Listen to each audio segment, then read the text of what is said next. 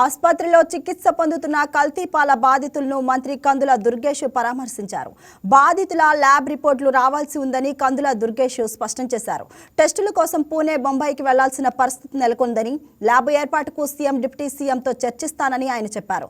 పాల వ్యాపారుల నాణ్యత ప్రమాణాలు పాటించాలని విజ్ఞప్తి చేశారు. నిబంధనలు పాటించుకుంటే కఠిన చర్యలు తప్పవని హెచ్చరించారు. సంఘటన రాజమండ్రి పరిసర ప్రాంతాల చరిత్రలో ఈ రకంగా పాలు కలుషితం అవడం వల్ల ఇంతమందికి ఇబ్బంది జరగడం అనేది మొట్టమొదటిసారి జరుగుతూ ఉంది.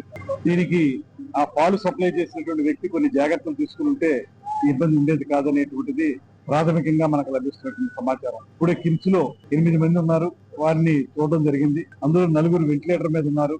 కొంతమందికి ఇప్పుడిప్పుడే యూరిన్ అవుట్పుట్ స్టార్ట్ అవుతుంది. అదొక గుడ్ సైన్ గా డాక్టర్లు చెప్తా ఉన్నారు.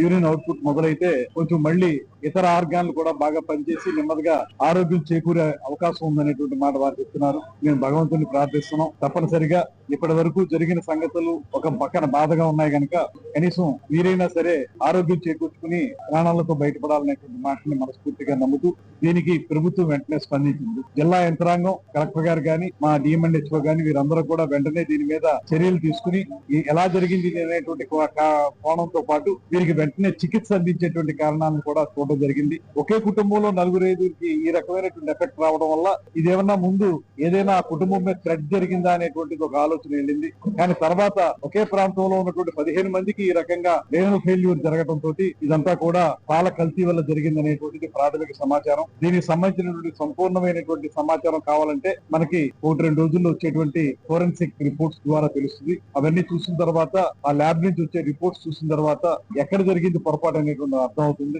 ఏదైనప్పటికీ కూడా పాలలో కల్తీ జరగడం వల్ల మాత్రమే ఈ రకమైన రేనల్ ఫెయిల్యూర్ జరిగి తర్వాత యూరిన్ అవుట్పుట్ ఆగిపోయింది అనేటువంటి మాట స్పష్టంగా కనబడుతుంది. అందరినీ పరామర్శించడం జరిగింది. వారి యొక్క బాధ చూస్తుంటే చాలా హృదయ విదారకంగా ఉంది. ఎవరో కూతుర్ని, అల్లుడిని, పిల్లల్ని చూద్దామని మండపేట నుంచి వచ్చి ఈ ప్రమాదం బారిన పడినటువంటి పెద్దలు, ఇద్దరు తల్లిదండ్రులు, వారు పెద్ద వయసు వారు ఇబ్బంది పడుతున్న విధానం గాని, ఒకే కుటుంబానికి చెందినటువంటి 4 ఈ ప్రమాదం బారిన పడటం గాని, ఇవన్నీ చూస్తే చాలా హృదయ విదారకంగా ఉన్నాయి.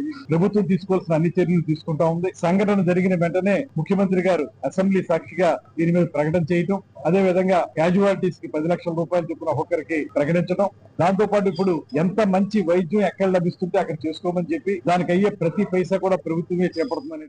ఈ వీడియో మీకు నచ్చినట్లయితే లైక్ చేయండి, షేర్ చేయండి, మా ఛానల్ కి సబ్స్క్రైబ్ చేయండి.